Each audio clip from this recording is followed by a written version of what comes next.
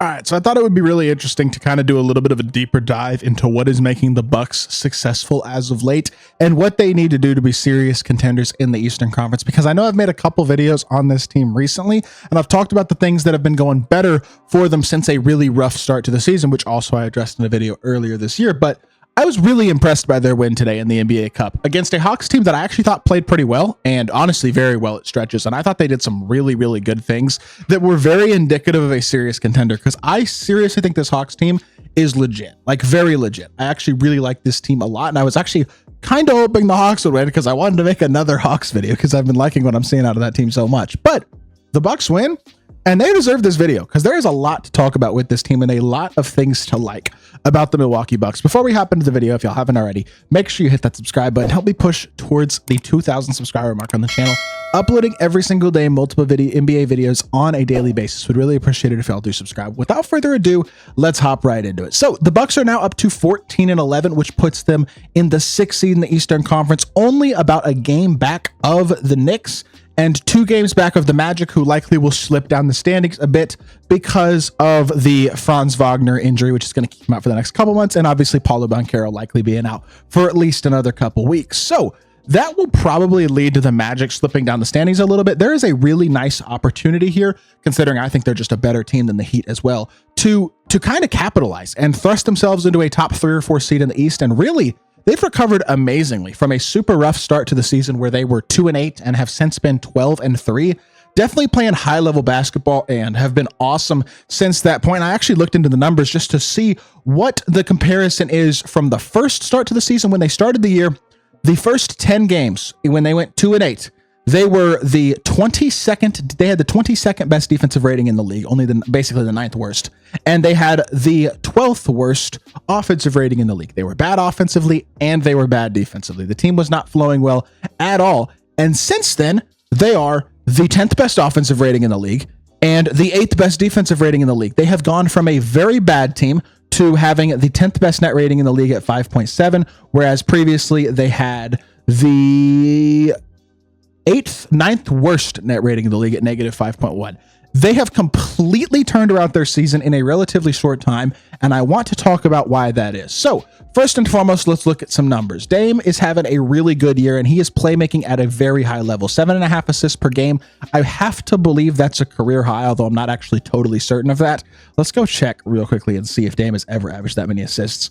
Oh, he did average 8 in Portland. Okay, so it's not a career high, but I do feel like he's doing a better job since he returned from injury of distributing the ball. He's playing really, really solid basketball. I know he's not still shooting at an incredible level, but he was shooting closer to 33% from 3 not that long ago, up to 37%, starting to shoot the ball really, really well. Giannis has pretty much eliminated the 3-pointer from his arsenal, which is something that I've talked about already on this channel, but is having a ridiculously efficient season as per normal from 2-point range, shooting the mid-range the best he has ever shot it in his career at averaging almost 33 points, 11.5 rebounds, and 6 assists a game.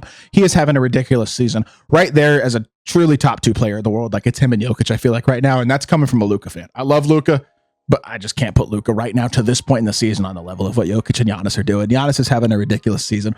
Brook Lopez has been really good as of late. Taurean Prince is leading the league in 3-point percentage, having a phenomenal year. Gary Trent's over 40% after a very, very cold start. Bobby Portis is kind of an atrocity defensively and still for the season has been a net negative for the Bucks, but he is shooting the 3 ball well as well. AJ Green shooting at an elite level. Chris Middleton, we'll get to you in a second.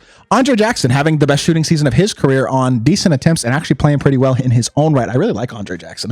I think he provides a lot of versatility, a guy who can kind of put the ball on the floor. I know he's only averaging 1.3 assists a game, but I liked his passing today against the Hawks. I like his defensive intensity and the energy he brings, even though he's not a big time scorer. If he can continue to shoot the 3 ball at a pretty high level, that will be valuable. And then Pat Connaughton has completely been phased out of the rotation. Understandably so. AJ Green has just plain and simple been way better on both ends of the court.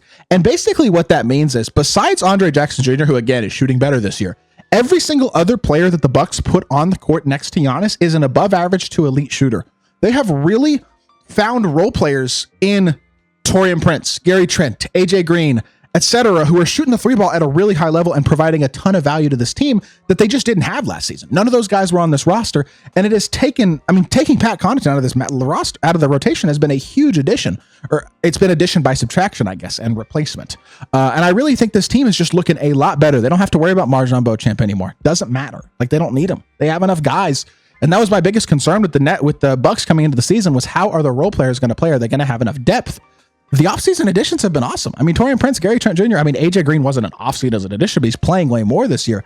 Andre Jackson's improvement has been noticeable. They're getting way more contributions from these role players this year, and it's huge. And I also think people just plain and simple overlook the impact of Giannis defensively. I understand that as a whole, Dame is not a great defender. Brook Lopez is a great rim protector, but he doesn't move his feet all that well at this point in his career. I think Gary Trent and Taurean Prince are actually a little bit overrated defensively, in all honesty. They're not great.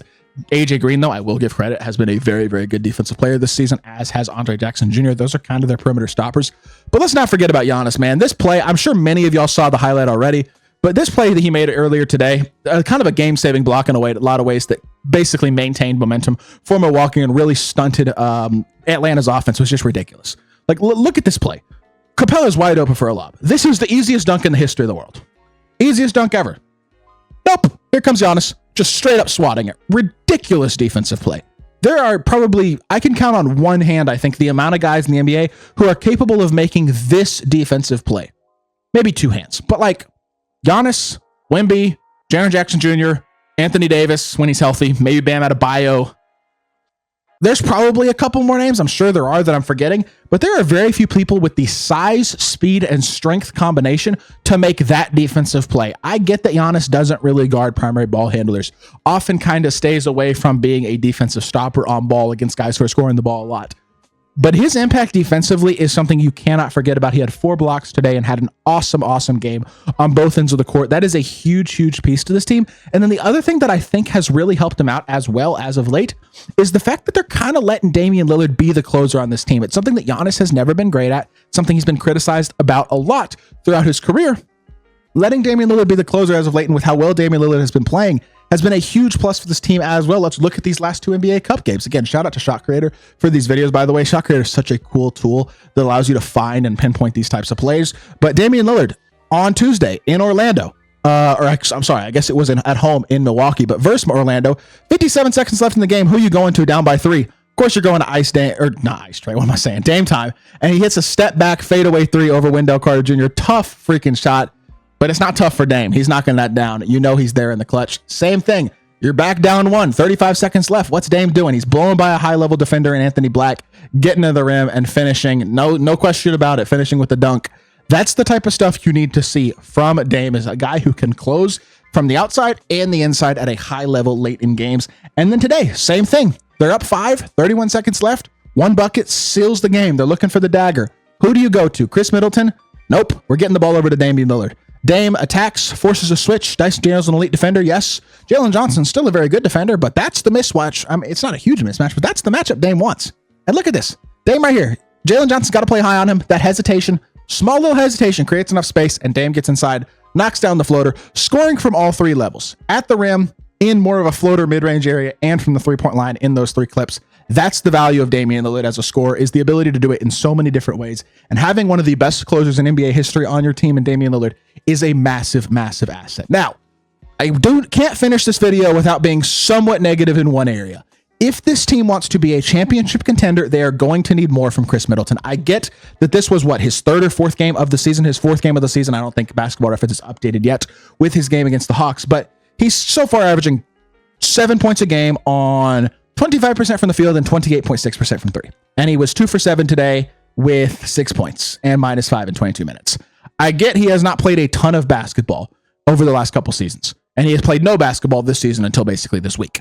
But they're going to need more from Chris Middleton. He is going to have to be a capable 3rd guy and serious closing option for this team in order for them to be a serious championship contender, because it can't just be Giannis and Dame. I love the role players this season. I think this team is actually building a lot of good things. I'm impressed by their depth, and I'm impressed by their versatility, but I think you're going to need more out of Chris Middleton if you want to reach true championship contender status. But they're well on their way. The Bucks are looking much more like what we expected the Bucks to be this year, and much less like the disaster that we saw the first couple weeks of the season. With that being said, I hope y'all did enjoy this video. If you did, make sure you hit that like button, leave a comment, and subscribe. I will be back with more NBA content very, very soon, and I appreciate y'all. Peace.